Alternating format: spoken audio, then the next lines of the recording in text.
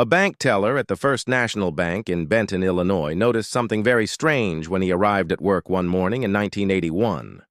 The vault of the bank had been robbed, but the door wasn't damaged. It wasn't open and there was no sign of entry anywhere.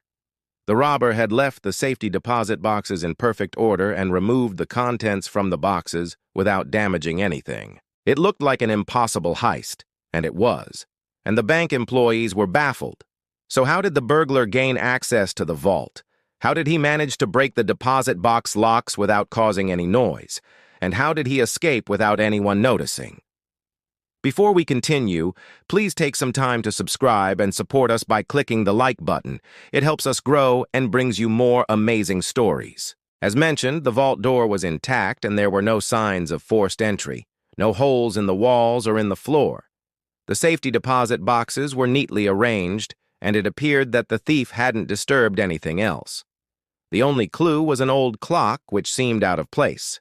But this didn't help the investigation since they had no suspects. The police interviewed everyone who had rented a safety deposit box, but nobody matched the description of the thief. Most of the people were wealthy and had expensive jewelry stored in the boxes. But the thief had somehow managed to avoid setting off any alarms and hadn't left any fingerprints. The amount of money stolen was around $700,000. But later, the Federal Bureau of Investigation increased the estimated value to $3.5 million, and that was in 1981. The building itself was also locked up tight, meaning the burglar hadn't spent the night there. Also, the manager of the bank knew the combination to the vault, but it was useless since the vault was locked from the inside. They needed to wait until morning to open it. All this meant that the thief had managed to enter the vault before working hours and had remained undetected until the vault was opened in the morning. How was this possible? Let's go back to the beginning of the story. William Earl Smart was a skilled electrician and had worked in many banks in the past. He knew how bank security systems worked and how to disable them. He also had experience in social engineering, which means he understood the importance of targeting human psychology instead of security systems. He targeted the bank teller and gained her trust by becoming friends with her. This allowed him to gather crucial information about the vault and its opening hours. After spending weeks observing the routine, he decided to act. He and his brother rented a deposit box under a false name and began bringing in equipment. This included screwdrivers, hammers, files, drills, and flashlights. The staff knew that these were common tools for a handyman, so they weren't suspicious. Smart always wore coveralls and was convincing enough to fool everyone. He explained to the tellers that he was there to do maintenance work and to install a new burglar alarm system. Slowly but surely, he smuggled in the necessary tools to pull off his heist. Once inside the vault, he had several challenges to overcome. The vault contained around 700 deposit boxes, each with 2 keys, one kept by the bank and the other kept by the customer. Breaking into each box would take time, and he didn't want to waste it.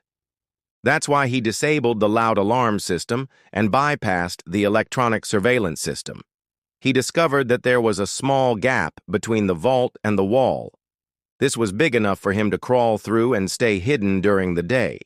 He used this to his advantage and waited until nightfall before entering the vault. While the vault was empty, he broke into the safety deposit boxes one by one. He filed the locks until they broke and emptied the boxes. He moved quickly and methodically, taking his time to ensure that he didn't make any mistakes. When Smart was arrested, he confessed to the crime and gave the authorities all the details. He explained that he had disabled the audible alarm by removing its speaker and covering the hole with a cardboard box. He had also tested the door with a flashlight to ensure that the beam wouldn't trigger the alarm. And he had used a crowbar to wedge the door open slightly, allowing him to see inside without triggering the alarm. He had chosen to rob the bank because he knew that it had poor security and that it contained valuables. He also explained that he was confident that he would not be caught because the police had no evidence and there were no witnesses. After committing the heist, he returned home where he stashed the loot. When the police raided his house, they found only a small portion of what he had stolen.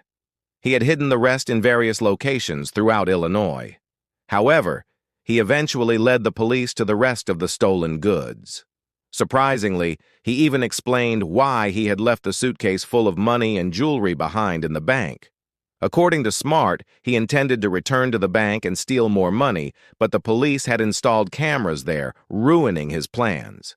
He abandoned the suitcase because it was too heavy to carry. To avoid being caught, he used the false ceiling in the vault to hide various items such as food, tools, and clothing. He would leave the vault via a trap door located in a storage room. When asked why he didn't steal more money, Smart replied that it wasn't about the money, but rather the challenge. He enjoyed the thrill of the heist and considered it a game. He was ultimately given a 16-year prison sentence, but only served 8 years due to good behavior. The judge reduced his sentence upon his release. Smart warned the public about the dangers of trusting strangers and advised them to be cautious. He also expressed regret over the suffering he had caused to the victims and their families. In hindsight, the police could have prevented the heist if they had taken certain measures. For example, they could have installed motion detectors or infrared beams to detect any movement in the vault after hours. They could also have implemented biometric security measures such as fingerprint scanning to restrict access to authorized personnel only.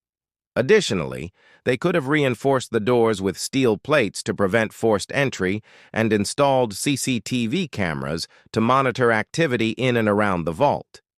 Overall, a combination of technological and physical security measures could have made it more difficult for Smart to execute his plan. Even though the heist was eventually solved, many questions remain. For example, how did Smart manage to smuggle in such heavy equipment without anyone noticing? And how did he avoid setting off the motion detectors despite having to move through multiple security checkpoints? And why did he choose to target this particular bank? Although Smart provided some answers, he left many others unknown, leaving us to wonder how on earth he managed to pull off such an audacious heist. Thank you for watching. Please remember to subscribe and comment. And why don't you watch this video next?